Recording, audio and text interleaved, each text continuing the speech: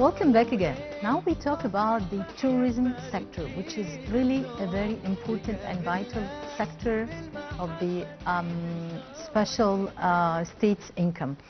When we talk about tourism, so we talk not only about the sightseeings of Egypt, we talk about that Egypt is a really lovely destination to all tourists from the whole world.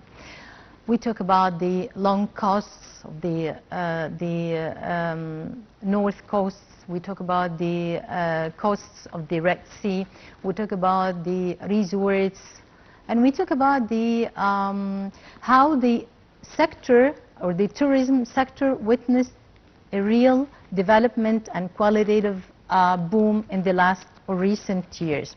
And this because actually the political leadership is issuing always incentives and directives to the workers or the workers in the tourism of the sector of tourism to enhance and improve the services always provided to the tourists all over the world. We'd like to shed more light about this with our dear guest, Dr. Yehia Abdel Qader, Ministry of Tourism Counselor. Dr. Yehia, morning. Good morning. How are you? Fine, thank you. Dr. Yehia, when we talk about the sector of tourism and the recent developments and the boom that had witnessed in the recent years, so what would you like to tell us more about this, please? Well, really, we've been so fortunate, and due to the solid strategy of the Ministry of Tourism and Antiquities, for the first 6 months of this year, Egypt received over 7 million visitors, international and regional as well. And then the revenues, for the 6 months of this year were really, higher and over them more than the ones we scored in the past years. So that reflects, the validity, and vitality of the strategy of the ministry, because in the past 10 years we had more, hotel capacity, at least, 15,000 hotel rooms more. Then we have 8 international airports, that has been covering Egypt, Sphinx, and administrative capitals, and other locations, like Marsa Alam as well. And then we opened 7 new museums, like the Al-Fustat Museum for Civilization. Yep. There are so many museums recently opened in Hurghada, in Sharm el-Sheikh, and everywhere. Yes, so that's why, for the 6 months, past, we received 1 million visitors from Saudi, 1 million from Germany, 1 million from Russia. So, really only 3 nationalities, they scored about 40% of the travel arrivals we have in over 6 months. So really we are getting encouraging, and profound figures to support, international travel to Egypt. Yeah. Dr. Yehia, when we talk about tourism, we talk always about the infrastructure. And the infrastructure have witnessed also a great development in the last 10 years. The network, roads network, and etc.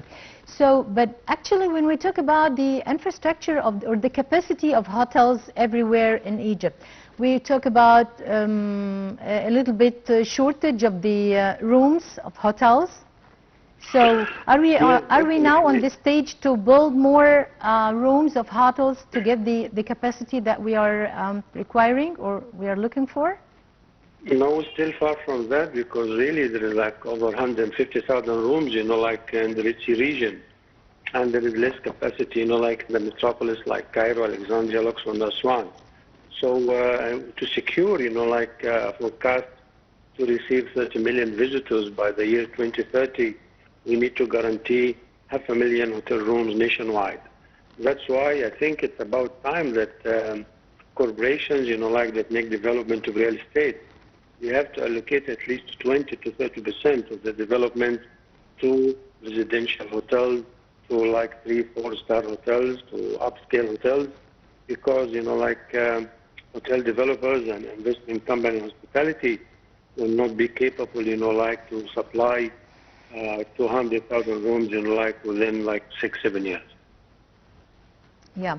Dr. Yehia, President El-Sisi is always talking about the contribution of the private sector in the business in general, or the economy in general, but in particular in the field of tourism or the tourism sector.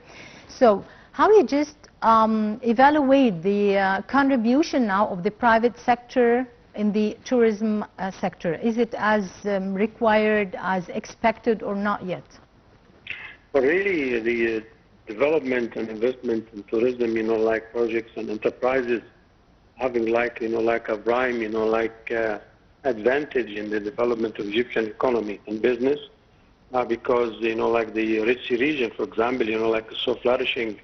And one factor, not only the accommodation and yachts and the marine activities, but at least, like over 90% of our international bound travel, like they arrive via air. That's why, like we need an express network of airlines, and most, like arrival to Egypt, they come through other international budget and economy airlines, charter flights, like they come from Russia, from Ukraine, from China, from Turkey, from Poland, and like worldwide. So we need to, to increase the volume of world travel to Egypt. That's very essential to secure like the 30 million visitors we expect to get soon, inshallah. Yeah. Dr. Yehia, referring to the new cities on the north coast like Ras Hikma and the potential projects over there, when we talk about Alamein, of course, and now they started the festival of Alamein kicked off. When we talk about the other cities in the Red Sea, well, of course, how potential you find the new cities in the north coast special? Yeah, like the new Alamein really is a very, like bold project, because it's standing, like not to be a seasonal resort for the summer, but to be a year-round resort for development. It has universities, businesses, residential area, and the diversity in its activities. But it has, like upscale and luxury hotels as well. And for example, like there is direct flights now from Cairo via Egypt Air, and Saudi, like airlines, they run, like weekly, like trips from Jeddah and from Riyadh directly, like to Alamein Airport. So that shows, like the growing demand and the capacity this, like sophisticated resort will be receiving, and it will be an excellent world resort year-round, like the southern Mediterranean ones, like in Monaco, and like Greece, Turkey, and Italy, in the neighborhood of Egypt. Yeah, Dr. Yehia, when we talk about we get sometimes we get a little bit confused when we talk about tourist syndicate, other unions, and guide syndicates. So what's the difference between the unions, the other unions, and the syndicates, and which services they are providing to their members?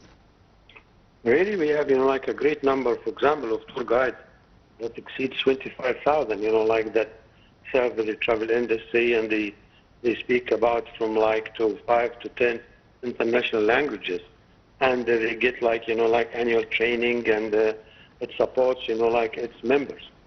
And again, like tour operators, they have their own syndicate and association as well. The hotelier, like they have, like the Hotel Manager Association and Syndicate.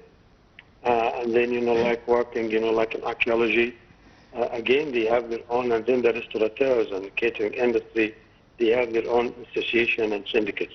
Mm-hmm. So this is very essential, because, like they regularly like convene, and they have conferences, they have workshops and seminars to upgrade and train, and to make sure, like the industry is meeting the international standards, which, like was being received, like worldwide. Yeah, Dr. Yehia Abdel Qader, Ministry of Tourism Counselor, thank you for being with us, and have a nice day. Well, dear viewers, so with this we come to the end of our breakfast show for today. Thank you for watching, and have a lovely day. Thank you.